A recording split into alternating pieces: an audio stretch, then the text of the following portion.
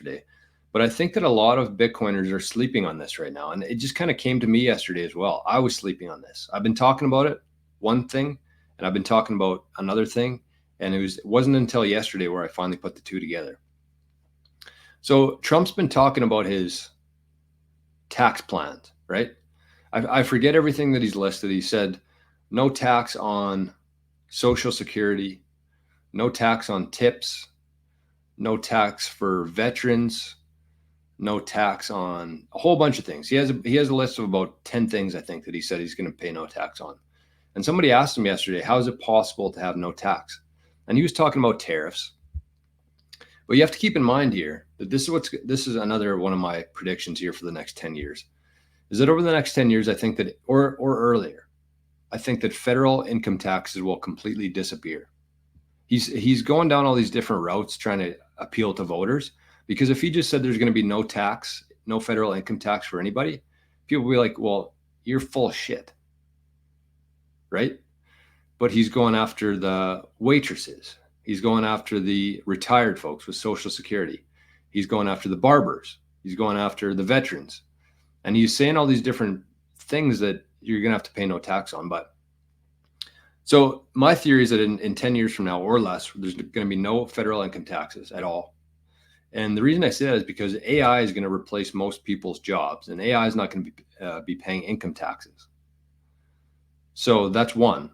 But the other part too there is that it's going to be subsidized by Bitcoin mining. All of these natural resources around the world, here in Canada, in the US, in India, in Costa Rica, all of our natural resources, El Salvador, volcanoes, hydro, wind, solar, nuclear, everything is going to be used to mine Bitcoin. And that's what's going to, what would you call it, fund the government. It's going to be a much smaller government at that time, obviously. Hopefully, if things go our way. But that's what it'll look like. The Bitcoin mining will subsidize the smaller government, and people can kind of just do what they want to. But what I was going to say on that was the tax on tips. So Bitcoiners for a few years now have been obsessed with this value for value, circular economy. Do things, whatever people get, whatever value people receive, they can give that back to you. So yesterday, this kind of clicked to me. I thought, okay, well, if there's no tax on tips and Bitcoiners are focused on building businesses and content and their strategy around the value for value method, then all of the value for value tips that you receive aren't going to be taxable. Right? So kind of an action item there is start thinking about things that you can do, because it's going to be very difficult. And this is going to be over for the next couple of years.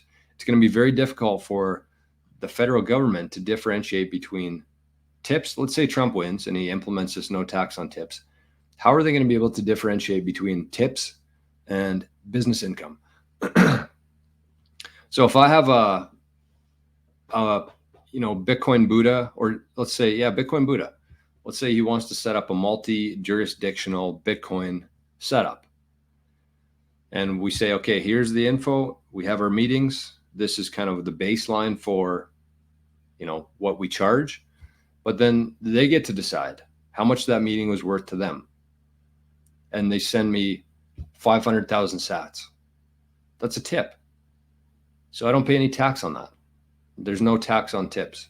Value for value is tips. That's all it is. Right? I mean, you can structure your business in a way where you say, okay, well, here's the flat rate, and then anything on top of that is tips, and I'm not going to pay any tax on that. Or you can just say, all of the income that I just received is tips, so I'm not paying any tax on that. Kind of mind-bending, don't you think? I don't know.